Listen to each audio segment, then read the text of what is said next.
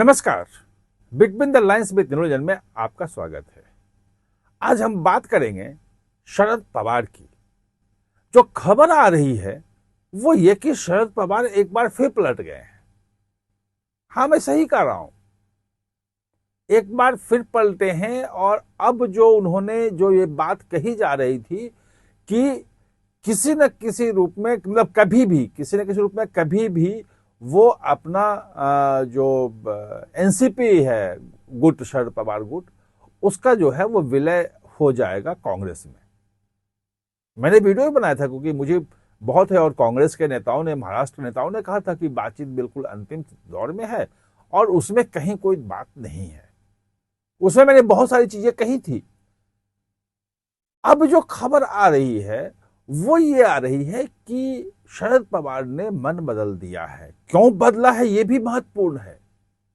ये सामान्य चीज नहीं है क्यों बदला है, उसके पीछे भी एक बड़ा कारण है। कांग्रेस में वो अब विलय नहीं कर रहे हैं पार्टी को।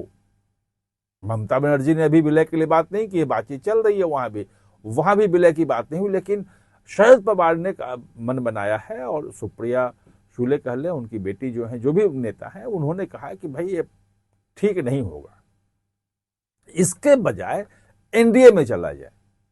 भाई एनसीपी का जो एक धड़ा है अजित पवार गुट वाला, जिसमें सुनेत्रा पवार जो है वो देख रही हैं, उप मुख्यमंत्री बन गई हैं उनकी जगह पे, तो वो तो एनडीए का पार्ट है ही। अब इसमें भी बात उठ रही है कि इसको एनडीए में ये भी आने के लिए तैयार हो गए। इसके पीछे कारण है।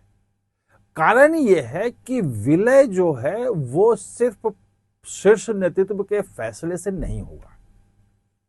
दो पेच उसमें महत्वपूर्ण है।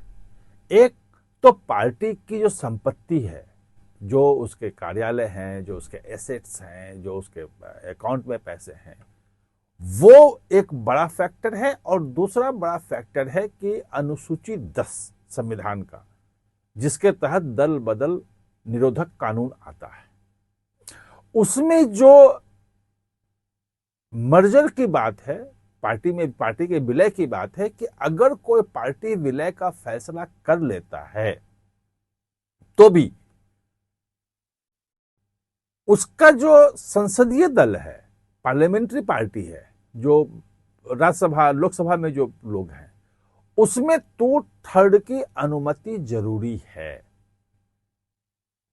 और वहीं से यही जो 2/3 वाला है जो आया है कि 2/3 ने फैसला किया और वो किसी पार्टी में जाके चले जाएं। जैसे कि आम आदमी पार्टी के जो राघव चड्ढा जो हैं, वो 7 सांसद जो हैं वो राज्यसभा के, वो चले गए उनके साथ। जो इसके खिलाफ हैं, आपने अभिषेक मनु सिंघवी को सुना होगा, और जो सुप्रीम कोर्ट में तर्क दिए जाते हैं वो यही दिए जाते हैं कि जो मर्जर की बात जो है वो पहले है कि पहले पार्टी फैसला करे, उसके बाद नीचे वाला करेगा संसदीय दल।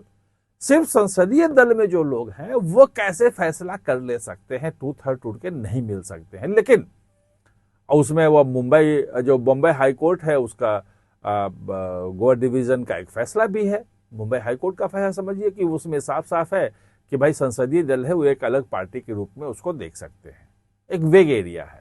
खैर, वो अलग मुद्दा है। मेरा यह है कि अगर शरद पवार उसमें फैसला भी कर लें कि हमें जो है वो कांग्रेस में मर्जर करना है, तो उनके जो सांसद हैं 8 सांसद, उसमें 2/3 का पास करवाना पड़ेगा। समस्या ये आ रही है, और ये मैंने पिछले वीडियो में बनाया था कि ये समस्या आएगी, उनकी पार्टी टूटनी तय है अगर वो जाएंगे कांग्रेस में विलय करेंगे तो। वो तब भी वो 2/3 जो 6 हैं उसमें से टूट जाते, वो नहीं जाते, उसके खिलाफ अगर मत दे देते तो विलय पे ही सवाल उठ जाता। और जो संपत्तियां हैं वो तो विलय के साथ पार्टी के कांग्रेस में चली जाएगी, वो तो था ही। खैर, उसके लिए अलग हो सकती थी व्यवस्था। अपना जो बेटी हैं शुले, उनको, सुप्रिया शुले को अपना कोई पार्टी में जगह देना, उपाध्यक्ष बनाना, अध्यक्ष बनाना, जो भी है चीजें, वो प्रदेश अध्यक्ष बनाना करके वो सब व्यवस्था कर सकते थे वो। लेकिन ये 2 चीजें हैं, और इसके कारण से जो शरद पवार को या सुप्रिया शुले को ये लग रहा है कि अगर पार्टी को बचानी है, जो बची खुची पार्टी है वो अगर संभाल के रखना है और शरद पवार की जो विरासत है उसको आगे बढ़ाना है, तो एनडीए में रहने में ही फायदा होगा। पहले भी एक बड़ा तबका जो था वो तो था ही ना। अजीत पवार अलग इसलिए हुए थे कि वो साफ साफ कह रहे थे कि हमें एनडीए में जाना चाहिए, और वो कह रहे थे कि विकास के काम नहीं होते हैं, तमाम चीजें हैं, सरकार के साथ होने से बहुत सारी चीजें हो जाती हमारी, और हम लगातार विपक्ष में इतने सालों से रह करके पॉलिटिक्स हम नहीं कर सकते हैं। और इसीलिए उन्होंने शरद पवार से विद्रोह करके, अलग हो करके, पार्टी तोड़ करके, और वो एनडीए में आए, उप मुख्यमंत्री बने।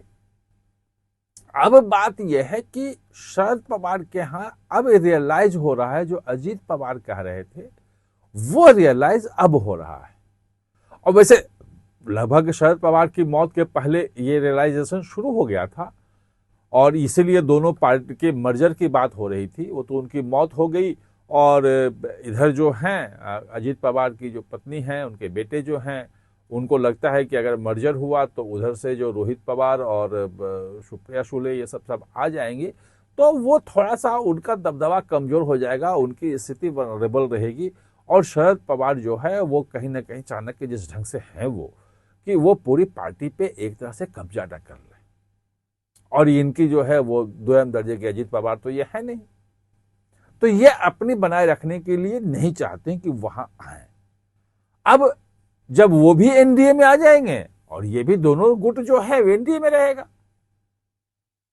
ये एक बड़ा कारण है जो शरद पवार जो हैं वो अब अपने आप को ये मान रहे हैं कि हमें एनडीए के साथ आना चाहिए, और पार्टी कांग्रेस के मर्जर से पार्टी बिखर जाएगी, टूट जाएगी, जो एसेट्स हैं वो भी चले जाएंगे, और एनडीए के साथ जाने में सब कुछ सुरक्षित रह सकता है। देखना है क्या होता है। अब जो मानसून सत्र आएगा उसमें जो वोटिंग होगी संविधान संशोधन को लेकर के, उसमें पता चलेगा, सारे पत्ते उसी वक्त खुलेंगे। 15-20 दिनों की बात है, 15-17 दिनों की बात है। आप हमारे साथ जुड़े, इसके लिए बहुत बहुत धन्यवाद।